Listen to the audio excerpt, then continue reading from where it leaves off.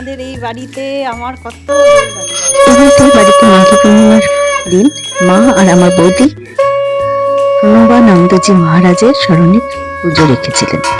আর তারপর সেই প্রসাদ বিলি করতে আমাকে পাঠানো হয়েছিল বাড়িতে বাড়িতে, বিশেষত বয়সজনিত কারণে যারা হাঁটাচলা সেভাবে এখন করতে পারেন না তাদের বাড়িগুলো।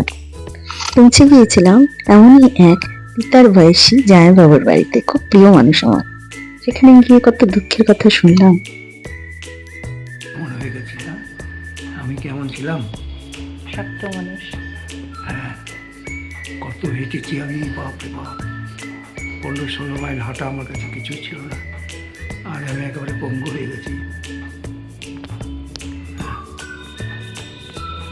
আসি ওইখান থেকে চলে গেলাম একেবারে আরেকটি জায়গায় যেখানে আগের মানুষটির তুলনায় এদের বয়সটা ঠিক উল্টো, নিয়ে 80 হলে এরা 8, মানে এরকম।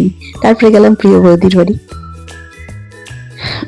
আমার ছোটবেলার ওখান থেকে আমার ছোটবেলার অনেকটা সময় যাদের বাড়িতে কেটেছে তাদের বাড়ি গেলাম। তোমাদের এই বাড়িতে আমার কত দৌড়াতে ছিল বলো তো।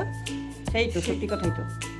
ছোটবেলার ও বাড়িটা দেখে নিচ্ছে, তুলে নিচ্ছে, বুঝলা?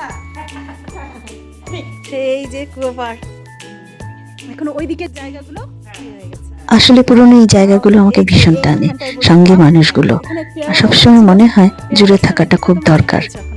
শুনেছি জাপানিরা নাকি খুব জুড়ে জুড়ে থাকে, তাই যে জাতিটা জুড়ে জুড়ে থাকে তাদের বয়স্ক মানুষরা অনেক দিন বেঁচে থাকেন এবং অনেক ইউথফুল থাকেন। ভালো তো, যে মজা করতে পারবে সে সব বয়সের মানুষের সাথে মজায় থাকতে পারবে। কেউ আমাকে বাড়িতে আর যারা স্নেহ করে তাদের তো কোনো তুলনাই নেই। যাই হোক, সেদিন খুব ভালো কাটলো দিনটা। প্রসাদ দিয়ে সকলের হাসি মুখের প্রসাদ নিয়ে বাড়ি ফিরতে হবে আমাকে, তাই বেরোলাম। এরপরে আবার অন্য ব্লগে কথা হবে।